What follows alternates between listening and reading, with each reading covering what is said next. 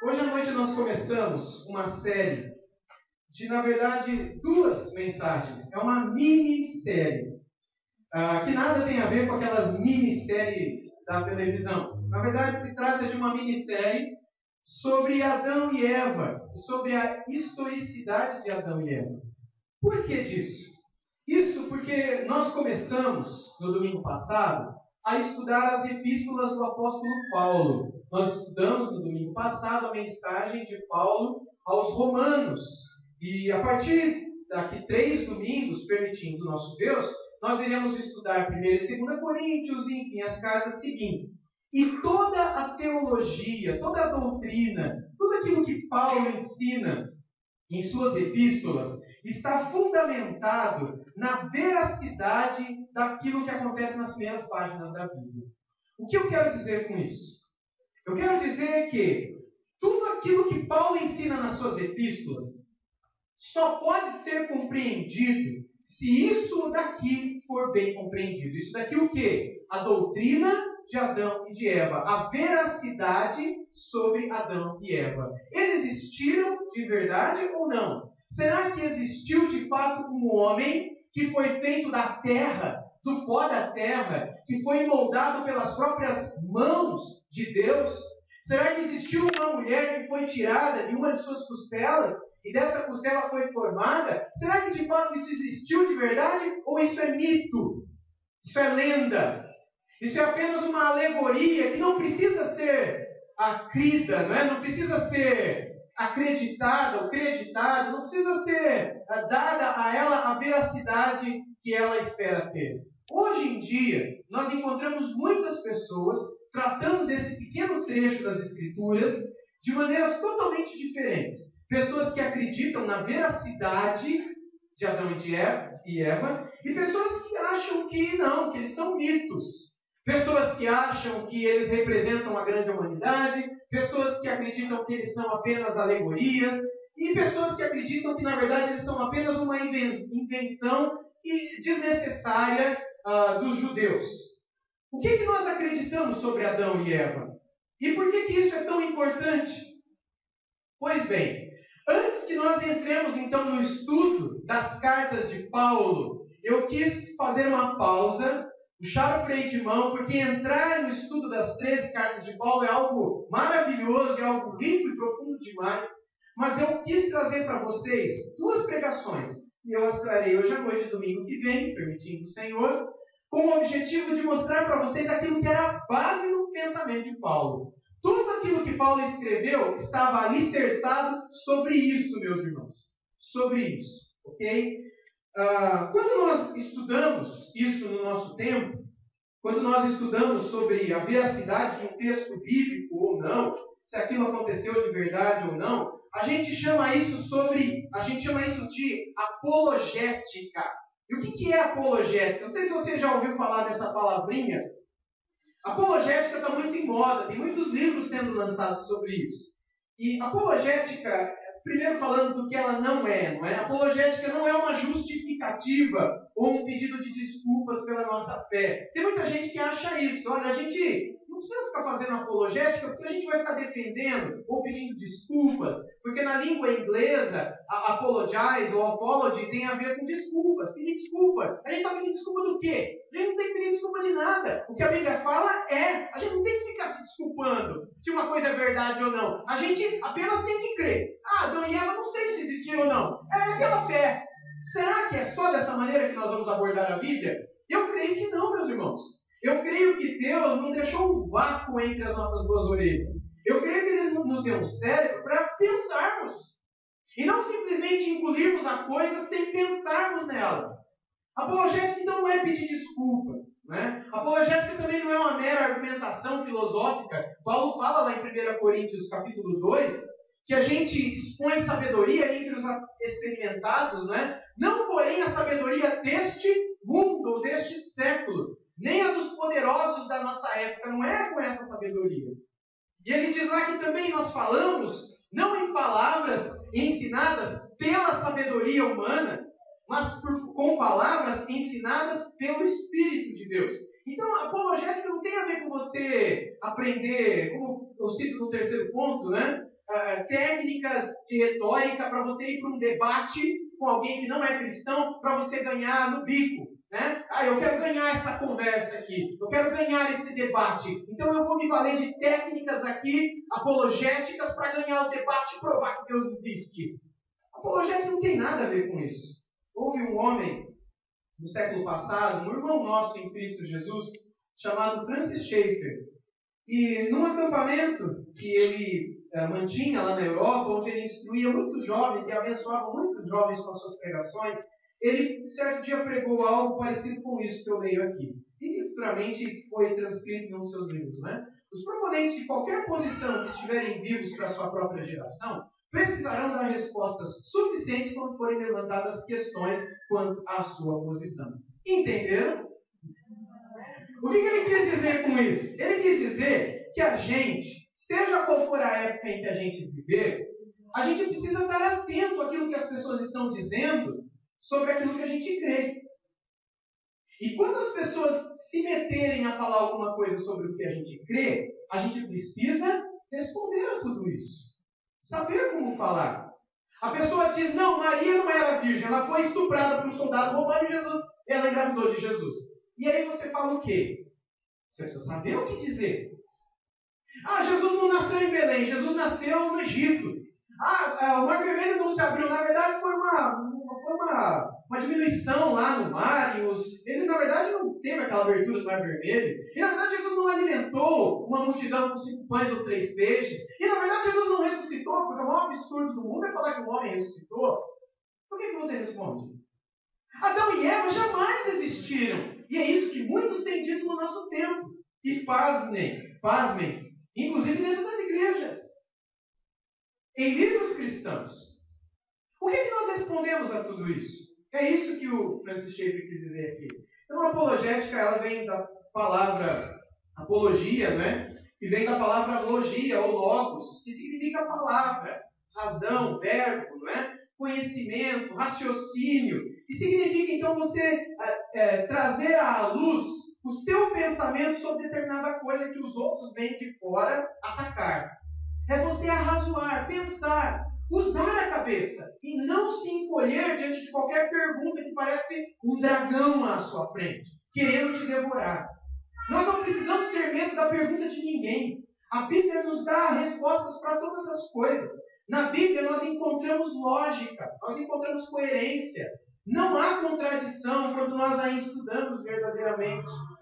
E é por isso que quando uma pessoa diz que Adão e Eva não existiram, ele vai ter muito problema com um monte de coisa que Jesus disse, com um monte de coisa que Paulo disse, escreveu, inspirado pelo Espírito Santo.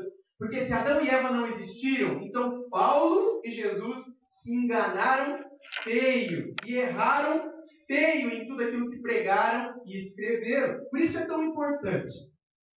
Bem, irmãos, mas para que eu possa falar sobre Adão e Eva, e se eles existiram de verdade, e com isso a gente poder ter base para responder às pessoas fora, muitas vezes, da igreja de Jesus, né? Do círculo cristão. E esse é o nosso ponto. É isso que eu quero representar com aquele pontinho ali. Esse é o nosso ponto.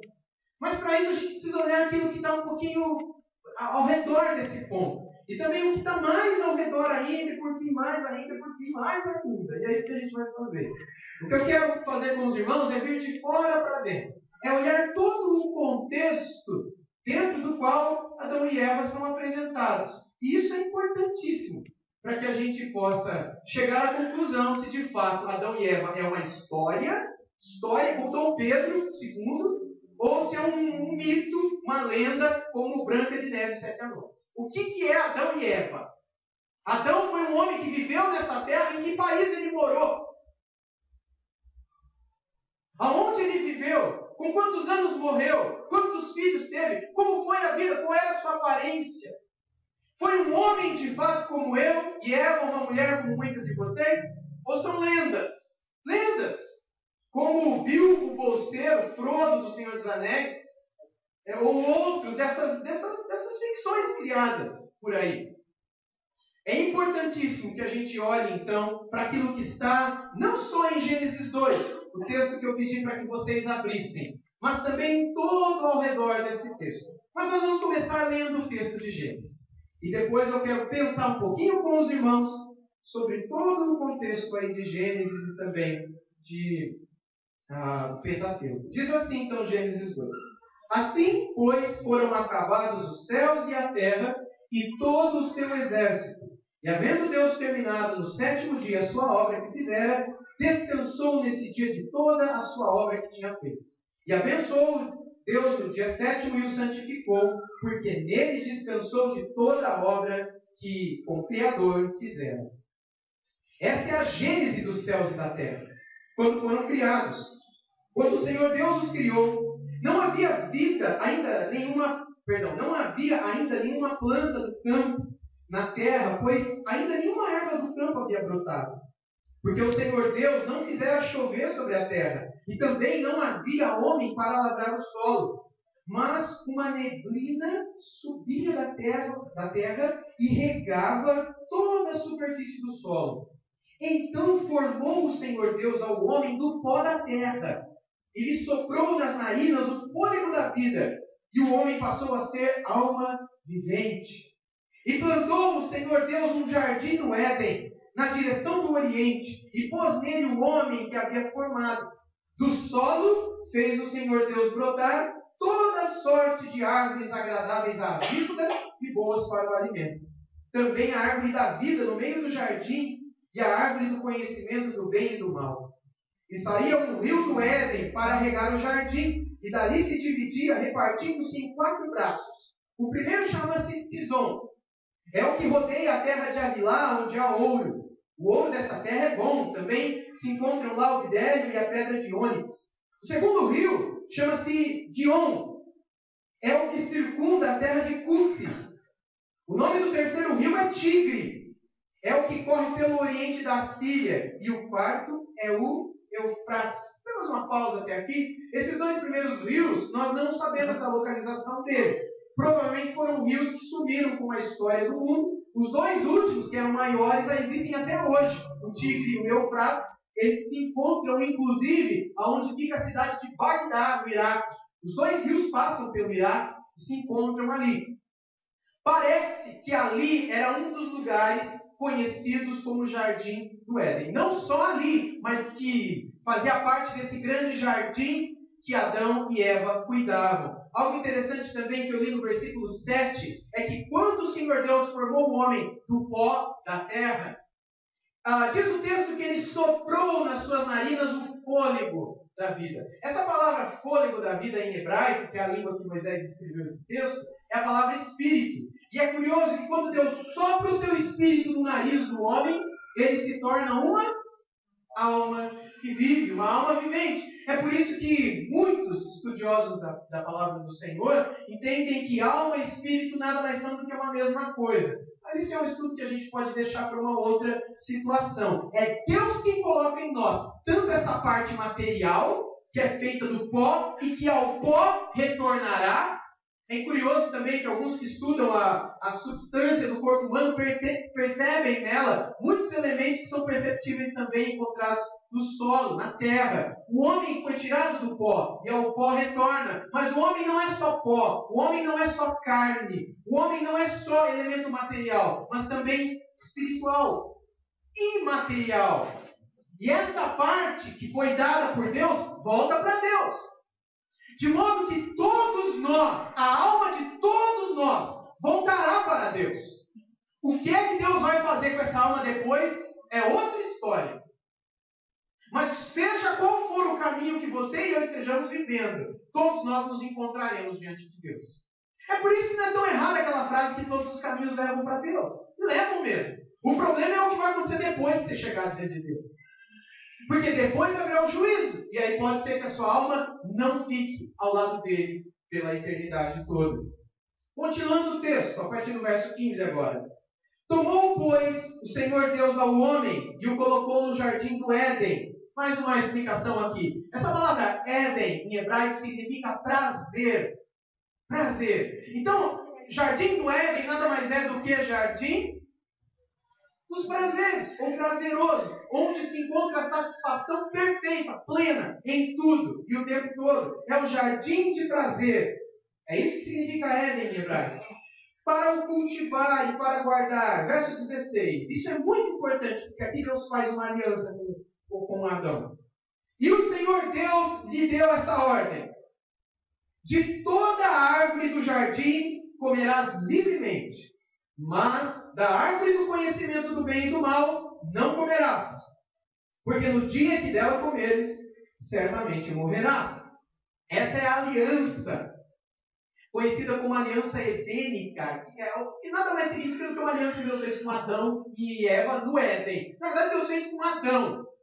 E ela é chamada também de aliança do Éden, porque foi algo que durou apenas aquela situação, aquele lugar. E não se enganem, foi aqui nesse planeta, nesse lugar onde vivemos. Deus fez um acordo com eles, e esse acordo é: você terá prazer nesse jardim de prazeres, nesse jardim do Éden, em tudo que você fizer o tempo todo, em todo lugar.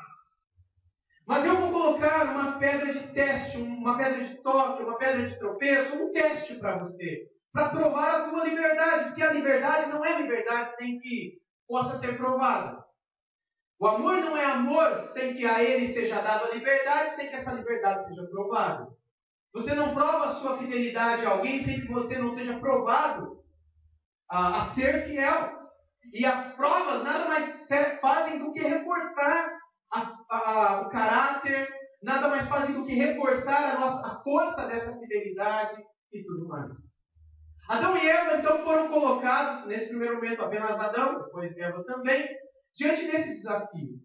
Vocês têm tudo isso para desfrutar, mas naquela árvore vocês não tocam, porque no dia que dela comeres, certamente vocês vão morrer. E essa morte para o homem e para a mulher era diferente da morte dos animais. Porque os animais, não diz a Bíblia, que receberam o fôlego da vida de Deus e que se tornaram alma vivente e que foram feitos à imagem e semelhança do Criador e que carregaram em si cachorrinho, ursinho, macaquinho, características que são peculiares a Deus. Mas nós recebemos, porque a nós foi dada a alma. É nesse sentido que um tempo atrás, um teólogo da PUC, dando uma palestra sobre imortalidade, ele disse que nós somos os únicos animais mortais. A espécie humana é a única espécie de animais que é mortal. Todas as outras espécies são imortais. O cachorro é imortal. Por quê? Porque o cachorro não sabe que vai morrer. O gato não sabe que vai morrer. O rato não sabe que vai morrer. É ou não é assim? E você não vê um pardal, um sabiá, cantando triste de depressão porque acha que vai morrer no próximo voo que fizer. Só eu e você sabemos que morreremos.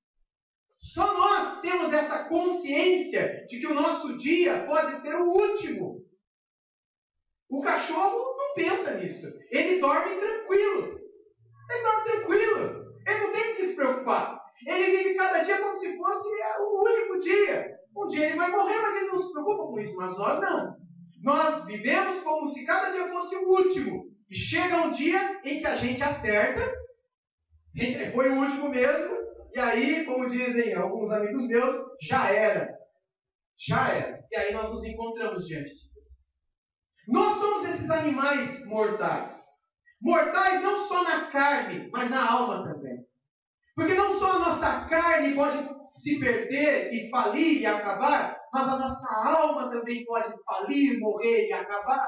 Acabar não em sua característica de ser eterna, porque ela será para sempre eterna, mas ela poderá perder a vida que Deus queria dar a ela. Ela pode perder a comunhão, a ligação, a conexão com Deus. E se a minha alma perde a conexão com Deus, a fonte da vida, eu perco a vida. Mas eu não morro de uma vez por todas, eu continuo vivendo. Mas com a minha alma morta.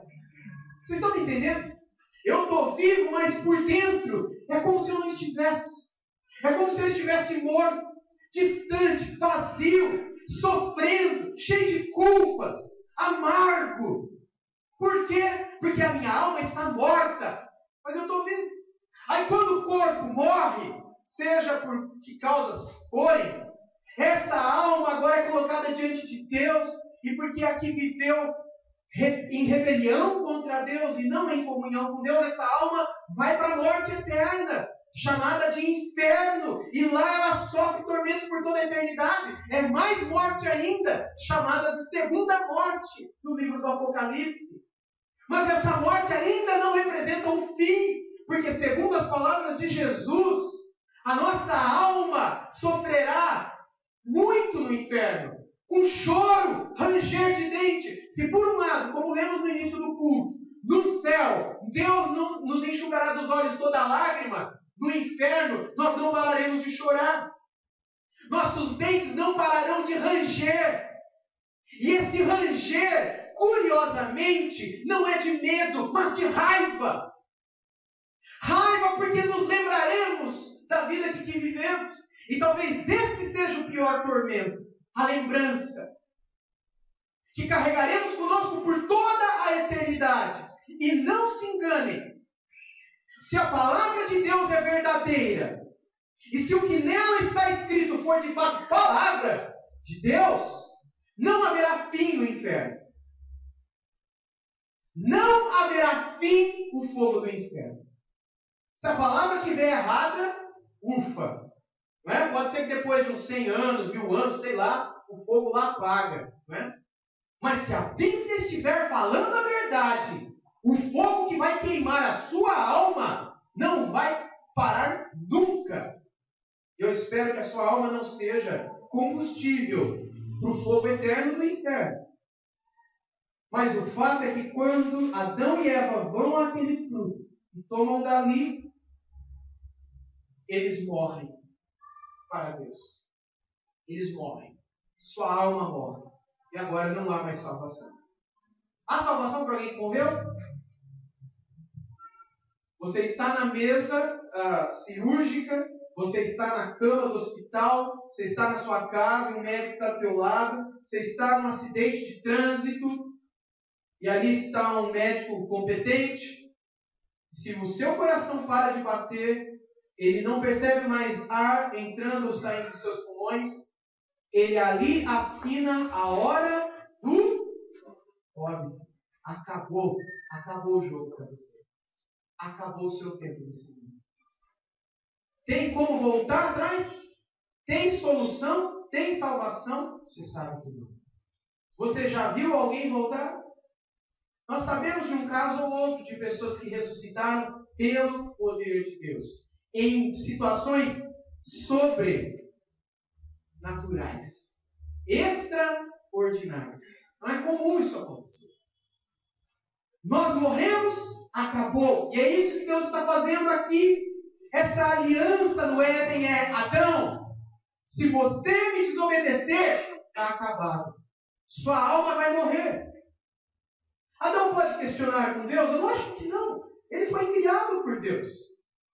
E aquele que é criado, formado, jamais pode questionar aquele que o criou, porque o criou dessa maneira ou daquela. Ele é assim.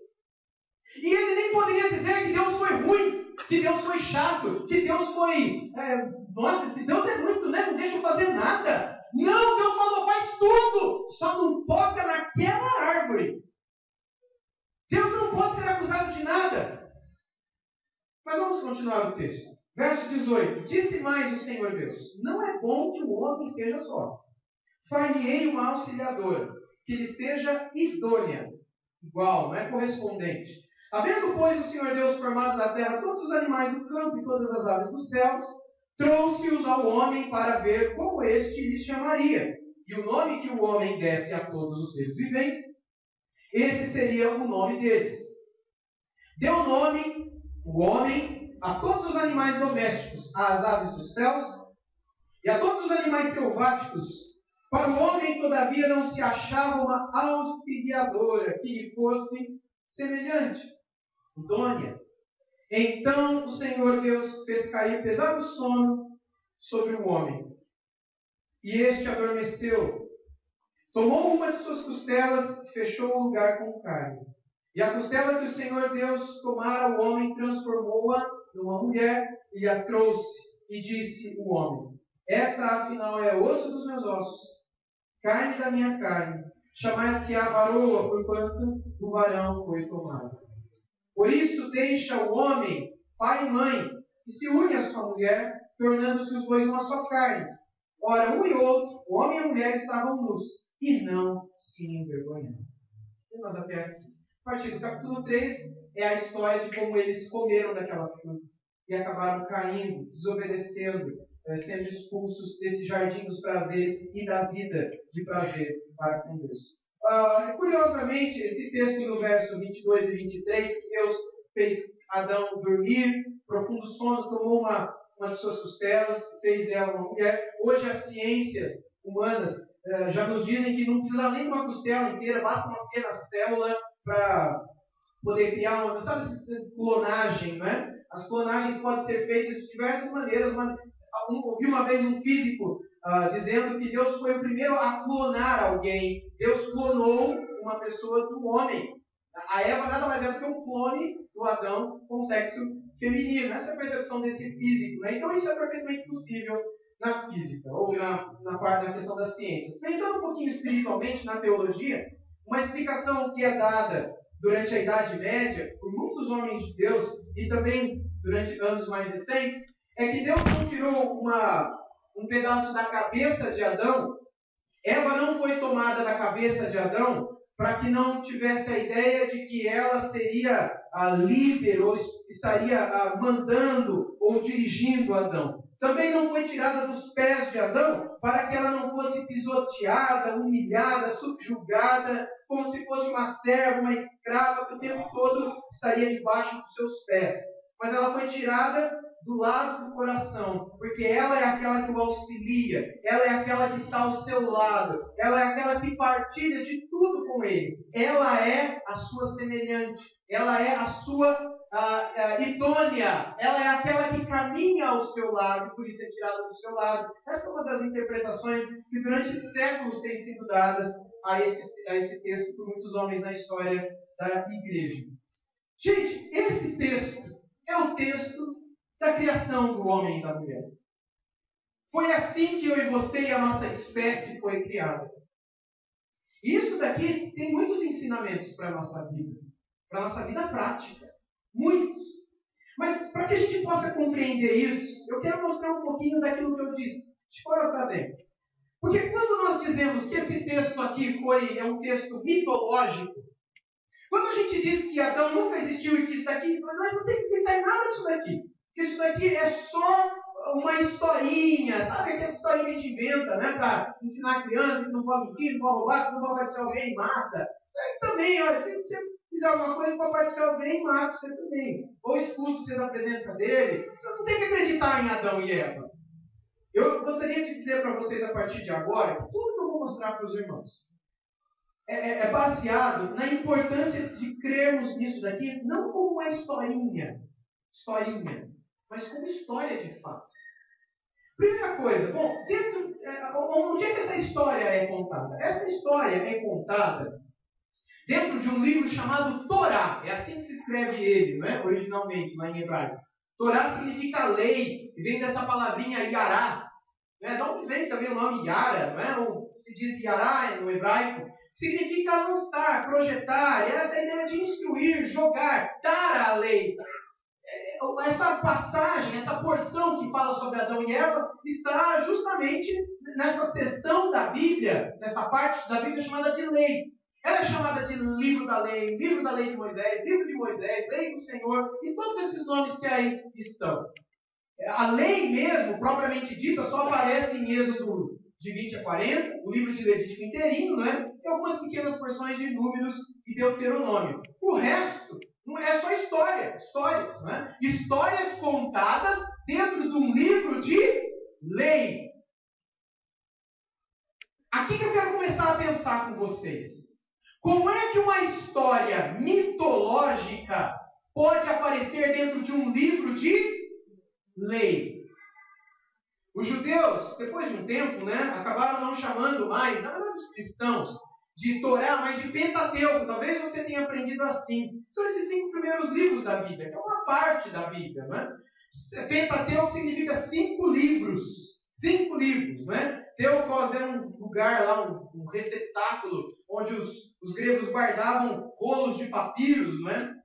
E esses Pentateucos, ou Pentateuco, significa 5 volumes. O primeiro homem a usar isso foi o Orígenes, comentando uma porção do Evangelho de João, capítulo 4. Por que é importante a gente estudar o Pentateuco? Gente, tem muitos motivos pelos quais isso é importante, não é?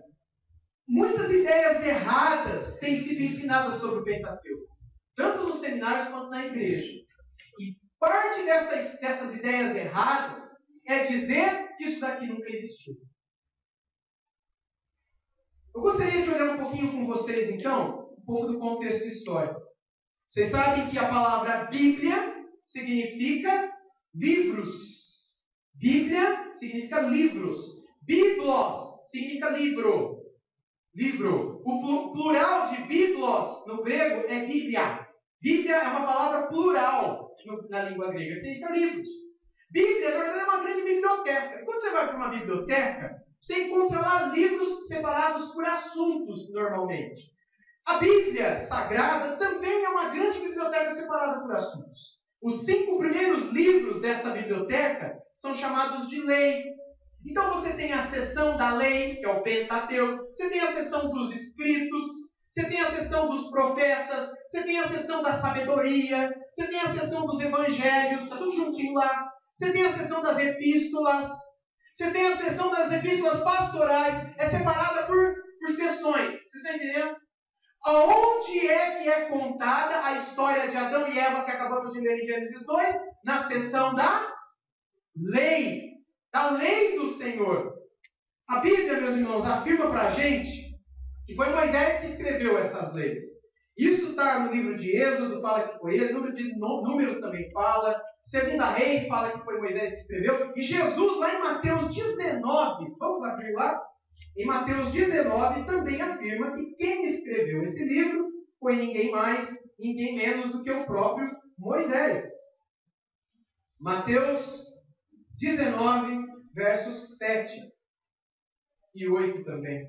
Replicaram-lhe: por que mandou então Moisés dar carta de divórcio e repudiar? Respondeu-lhe Jesus: por causa da dureza do vosso coração é que Moisés vos permitiu repudiar a vossa mulher, entretanto não foi assim desde o princípio. E aí Jesus narra várias coisas, não é?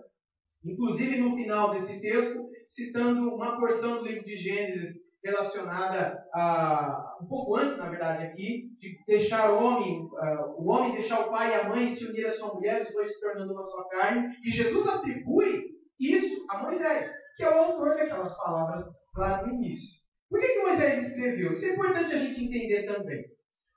Então aqui agora, eu quero fazer uma pausa. A gente está falando de Adão e Eva até aqui, tá? A gente vai fazer uma pausa.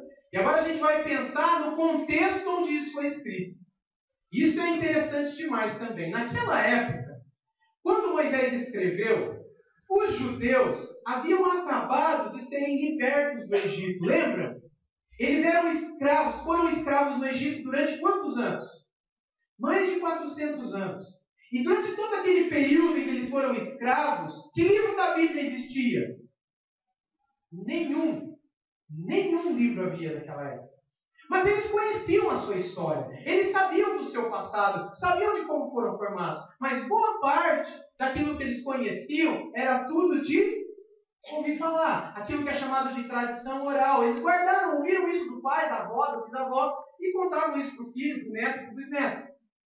Mas lá no Egito, meus irmãos, onde eles ficaram durante muitos anos, eles foram sobrecarregados com um monte de ensinamentos. Um dos ensinamentos, por exemplo, que eram dados no Egito, é de que quem criou o mundo foram os deuses.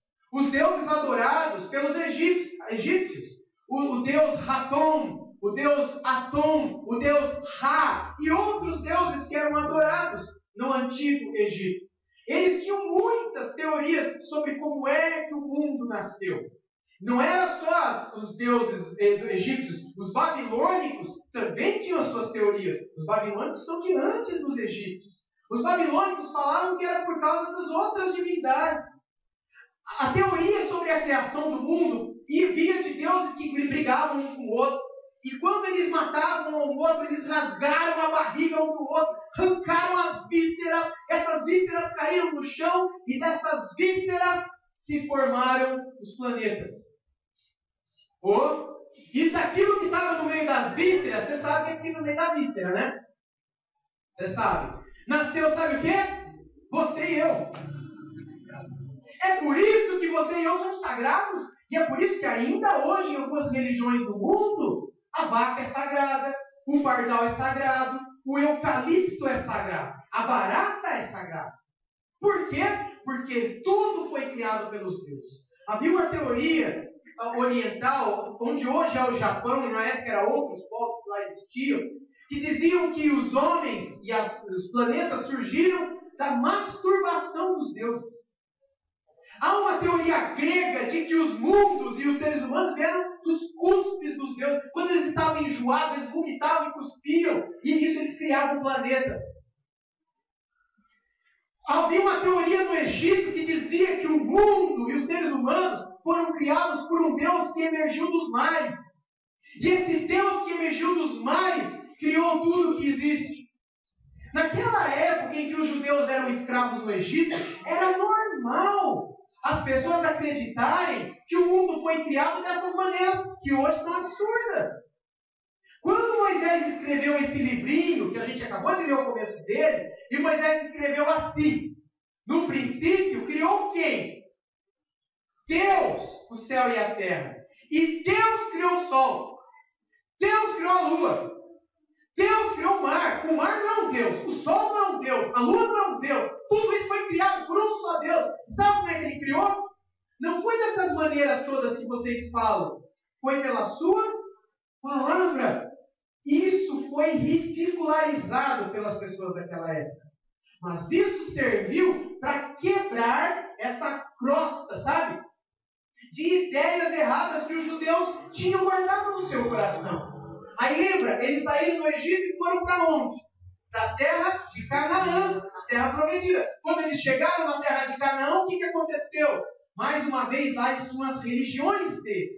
E eles tinham as suas teorias sobre o início do universo. O que os judeus fizeram? Passaram a acreditar naquelas teorias todas. Para que então Deus inspirou Moisés para escrever esse livro? Gente, Deus guiou Moisés para escrever esse livro exatamente para que o povo dele não fosse enganado por essas mitologias sem pé nem cabeça. Se Deus quisesse escrever mais um mito, isso não teria valor nenhum. Mas ele quis mostrar, como ele sempre faz, a verdade para o seu povo.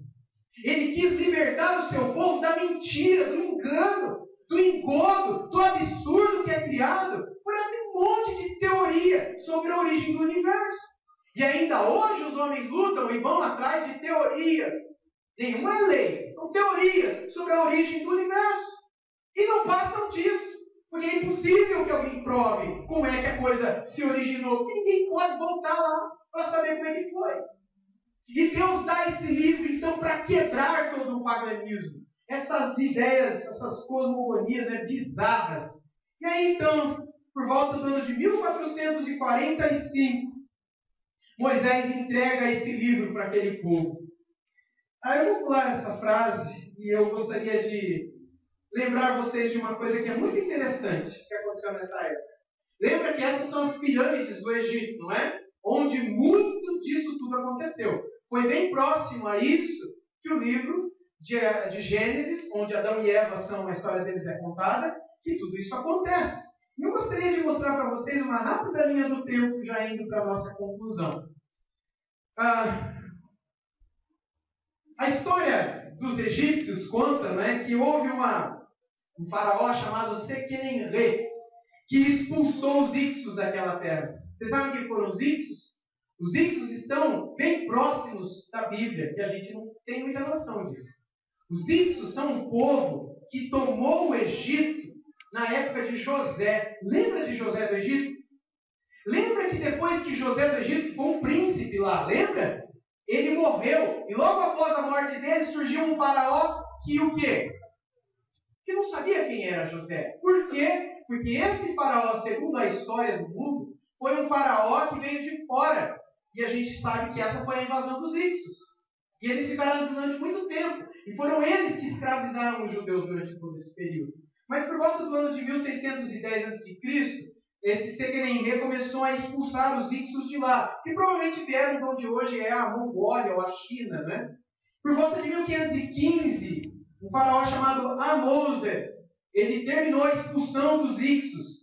E o filho dele, né, o Tutmoses I, começou algumas expedições para o norte e para o sul, por volta do ano de 1500 a.C., fazendo com que agora o Egito voltasse a ser dos egípcios mesmo. Mas aí entra na história uma pessoa muito curiosa. Quando a gente conhece a história dela, a gente se lembra de uma mulher na Bíblia. E isso daqui quem conta é a história do mundo. Hatshepsut. Hatshepsut foi uma famosa rainha, ou uma mulher poderosa do Egito. A história diz que ela era uma mulher resoluta, capaz, e ela era o verdadeiro poder do Egito, em lugar do filho do Tutmoses I, que a história geral nos diz que ele era meio covarde, destituído de coragem, pusilânime e fraco. E quem mandava no Egito era a mulher dele. É essa mulher que a maioria dos historiadores acreditam que está em Êxodo 2, 5 a 10. E que adota um bebezinho, coisa que mulher nenhuma podia fazer naquela época. Mas ela adota um bebezinho e o cria como se ele fosse um próprio príncipe do Egito. Mas ela também tinha um outro filho, que cresceu ao lado desse bebezinho. Esse outro filho é conhecido na história como Tutmoses III. E foi ele que levou o Egito ao auge do seu poder, ao máximo, nas fronteiras. Tinha mais de 3.000 quilômetros o Egito nessa época. Curiosamente, o filho dele mais velho não foi o sucessor, porque curiosamente o filho dele morreu. Ninguém sabe como. Morreu. E quem foi o sucessor foi o filho mais novo. E existe uma história, talvez você já tenha ouvido, se você não ouviu, eu gostaria de contar. Você lembra dessa imagem que está lá no Egito? Talvez você já tenha visto muitas vezes, mas nunca imaginou o quanto essa imagem tem a ver com a Bíblia Sagrada. Entre as patas da esfinge, tem uma pedra. Essa pedra aí, não é? Chamada de estela. Isso é uma pedra, não é? E nela tem uma frase, algumas coisas escritas, não é? Naquela linguagem cuneiforme, não é? Que recentemente, na verdade já faz bastante tempo, alguém desvendou o que estava escrito. E o que está escrito aí é parte de uma lenda. E olha só, a lenda diz o seguinte. Antes de eu ler esse trecho, né, essa lenda ela dizia, ainda hoje diz, né, isso tudo está escrito naquela pedra, eu coloquei apenas uma pequena parte aqui, que num certo dia, esse Tutmés, que era o segundo filho daquele faraó anterior, ele estava caçando e no meio da caçada ele ficou cansado e ele sentou perto da cabeça da esfinge, que estava com o corpo todinho coberto de areia nessa época, e ali ele dormiu. E dormindo ali do lado da cabeça da esfinge, ele teve um sonho. E nesse sonho, a esfinge disse isso para ele. Eu dar-te-ei a realeza sobre a terra, como cabeça dos seres vivos. Tu levarás a coroa branca e a coroa vermelha sobre o trono de Geb, que era o trono do Egito. Príncipe dos deuses. É aqui que agora a areia do deserto me atormenta, a areia por cima da qual eu estava em outro tempo. Ocupa-te de mim para que possais realizar tudo o que eu desejo. E eu sei que tu és o meu filho e o meu protetor. E aí então o Tutmés, esse rapaz, né, ele mandou tirar a areia dela. Ele era o grande filho do faraó naquela época também, embora não seria o sucessor. O sucessor era o primogênito, o irmão dele. Ele mandou restaurar a esfinge. Fizeram isso. E no meio das patas dela, ele mandou colocar essa estela. E ele mesmo quem narra isso. Não é outro ponto dessa história. E que está lá para qualquer arqueólogo pesquisar. E ele narra esse sonho, né, de que se ele fizesse isso que a esfinge pediu, que ela faria com que ele fosse o faraó e não o irmão dele. Curiosamente, a Bíblia nos conta uma história de que o sucessor no Império Egípcio foi justamente o Tutmoses IV, porque o irmão dele morreu. O irmão dele mais novo, que era o primogênito, acabou morrendo. E muita gente, olhando o tempo, vê que foi na mesma época em que o primogênito do faraó do Egito morreu. E foi na mesma época em que o povo de Deus foi liberto do Egito e alcançou a terra prometida. Saiu em direção a Canaã. Bem, muito tempo depois surgiu esse Amenófis III. Na época dele foi escrita essas cartas de Amarna. Talvez você possa encontrar alguma coisa sobre ela algum dia nesses programas de televisão. Nela é escrito sobre um povo chamado de Apiru ou Abiru, que hoje se sabe que são os hebreus. E esse povo que havia acabado de sair do Egito, está nessa pedra. Ele estava, de certo modo, causando distúrbios naquela região conhecida como Palestina. Foi a época quando Josué e Caleb estavam conquistando as nações ali. Tudo isso batendo com o livro bíblico. Gente, eu vou resumir, eu vou parar por aqui, tem muito mais história para contar. Mas o que eu quero dizer com isso com vocês? Que tudo que acontece no livro de Gênesis pode ser provado também por aquilo que acontece na história do mundo. E nesse livro de Gênesis, que conta muitas coisas que também são contadas pelo livro de história, aparece a história de Adão e de Eva. A história do início de tudo. A história da Gênese, não é? Do começo de tudo. De onde vem essa palavrinha aí. As gerações de todos. Enfim.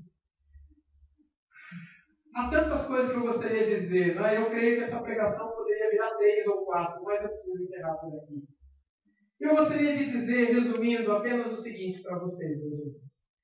É importantíssimo que quando nós olhamos para a narrativa de Gênesis, de Adão e de Eva, lá em Gênesis 2, que nós vejamos essa narrativa, essa história de Adão e Eva, não como uma história separada de tudo aquilo que acontece no restante do livro de Gênesis. Assim como tudo aquilo aconteceu de fato, aquilo que aconteceu com Adão e Eva também aconteceu de fato. Essa ligação, né, pessoal com Deus torna Adão e Eva e os seus descendentes muito mais próximos do próprio Deus. Saber que eu e você fomos criados por um só Deus. Saber que quando nós olhamos para trás na nossa história e percebemos lá atrás um único homem do qual todos nós descendemos, nos coloca mais próximos de Deus. Saber que nós não fomos simplesmente plantados nessa terra como as outras árvores e outros animais foram também. Saber que nós não somos mais uma espécie. Saber que você não é apenas mais um. Tudo isso depende da maneira como nós entendemos Adão e Eva. Assim como Adão e Eva foram especialmente criados por Deus, você e eu também fomos especialmente criados e descendentes daquele e daquela que Deus com as suas próprias mãos formaram. Nós não somos mais um, como mais um cachorro, ou como mais um rinoceronte, mais um elefante, mais um pé de laranja, ou mais uma rosa. Não, você e eu viemos daquele que foi feito pelas próprias mãos de Deus. Daquele que foi formado pelas próprias mãos de Deus. E que recebeu de Deus o fôlego da vida. E que se tornou própria vida. E é nele que todos em Gênesis encontram sentido para viver. Obrigado. Todos em Gênesis encontram sentido graças a Adão e Eva. Como eu disse para vocês, o livro de Gênesis termina com a história de José, o príncipe do Egito. José existiu. E José foi filho de quem? De Jacó. Jacó foi filho de quem? De Isaac. Isaac foi filho de quem? De Abraão. E a gente vai trazendo. Abraão é descendente de Sem. Sem é filho de Noé. Noé é descendente de Metusalém. E Metusalém é filho de Enoque. Enoque é descendente de Sete. Sete é filho de Adão. Se Adão e Eva não existiram, ninguém mais existiu, gente. Vocês estão entendendo? Se Adão e Eva não existiram, ninguém mais existiu. Porque todos esses, inclusive Davi, consta na lista de gerações que nascem com Adão. Sabe quem mais faz parte da lista que é descendente de Adão? O próprio Cristo. Mas sobre isso a gente vai ver domingo que vem. Inclusive você e eu. Todos eles existiram com base naquele que primeiro foi criado diretamente, né? Vieram de Adão e de Eva. Se Adão e Eva então não existiram, nenhum destes outros personagens também puderam existir. Se Adão foi apenas um mito, então, meus irmãos, minhas irmãs, tudo é um mito. Cristianismo é um mito. Judaísmo é um mito. Mas não, irmãos. Todo o sofrimento humano após Adão e Eva, todo o sofrimento dos judeus narrado, tudo que foi consequência do pecado, foi consequência do pecado de um só, Adão e Eva. Eu vou parar por aqui. Eu sei que isso está tendo mais uma cara de aula, de estudo, do que de pregação, mas eu entendi em oração com Deus que eu não poderia entrar naquelas cartas de Paulo, mediante tudo que tem sido hoje divulgado na internet, por meio de livros e pregações, sem antes bater fundo com vocês em cima desses dois assuntos. Eu peço a Deus, oro a Deus, que cada um de nós possamos não só ficar com aquilo que nós vimos de uma maneira muito superficial hoje à noite aqui. Muito superficial. Não é nem mesmo introdutória, eu diria. Mas que nós possamos estudar isso um pouco mais a fundo, a fim de que a nossa fé esteja firmada, alicerçada, para poder responder àqueles que vierem nos questionar sobre a razão da esperança que há em nós. Quem somos nós? Você e eu não podemos responder essa pergunta sem fugirmos para Adão e Eva. Quem é você? Você é aquele que carrega em si as marcas de Adão e de Eva.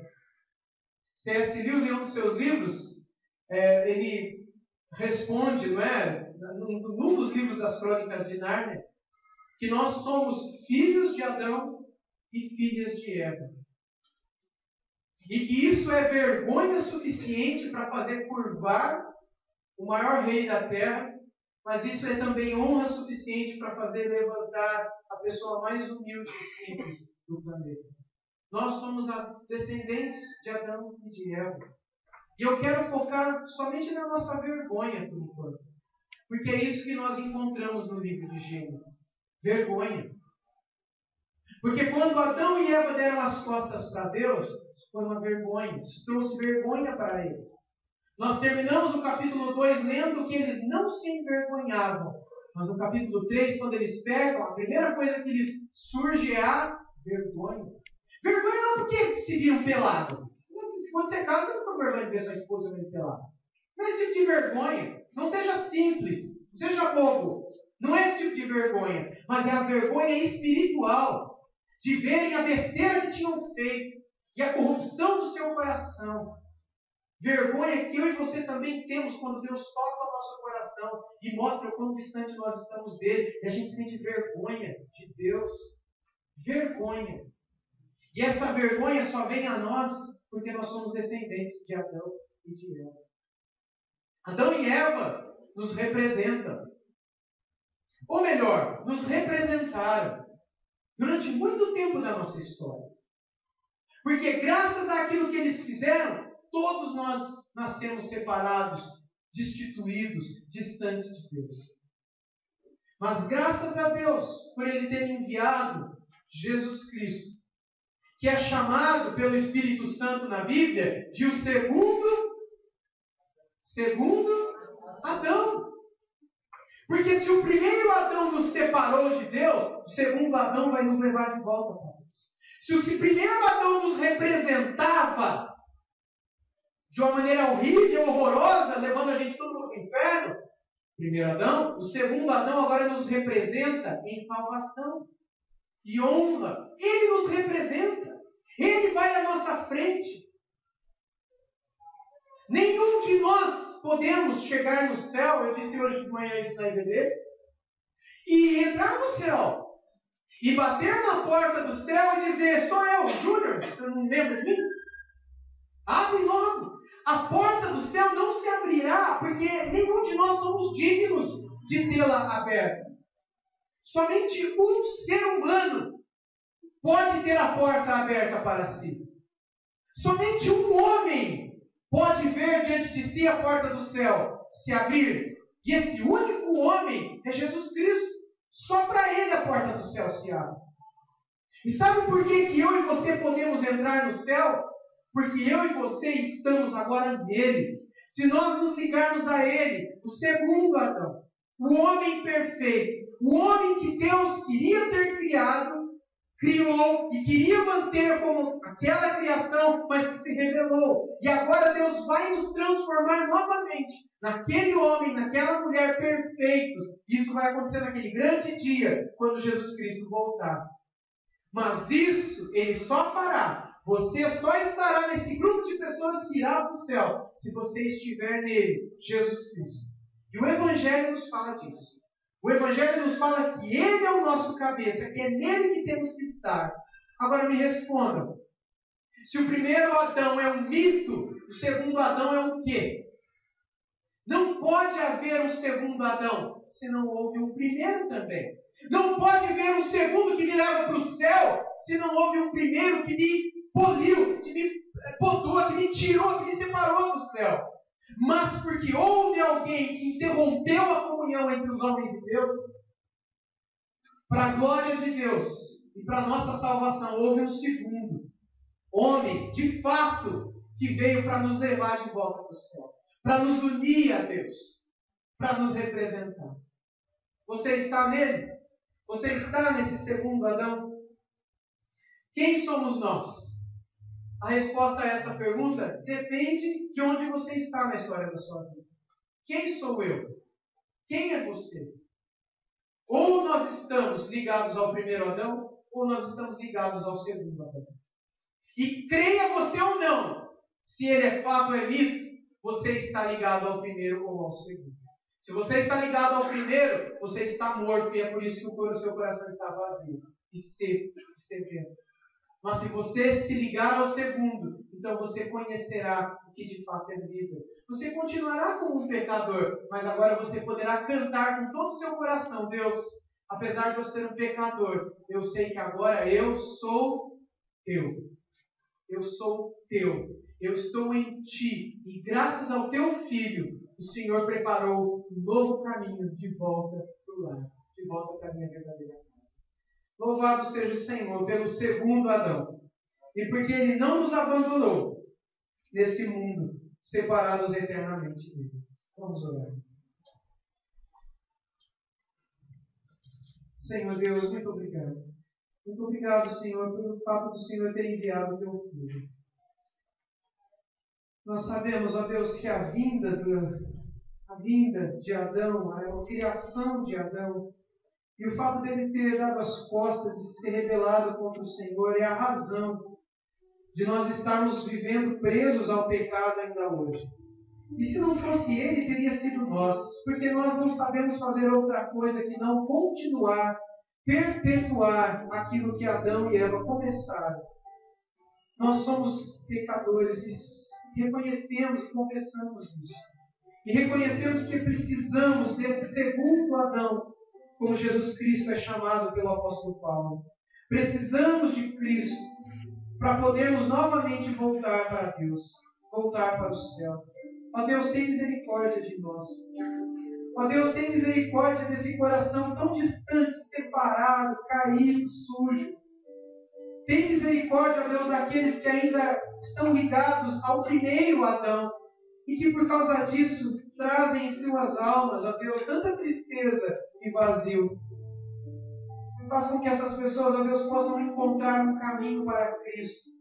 Toca em seus corações, abre os seus olhos para a Tua palavra, a fim de que cada uma delas, pessoas com as quais nós convivemos, familiares nossos, parentes, possam perceber que somente em Jesus Cristo nós encontraremos um caminho de volta para o Pai.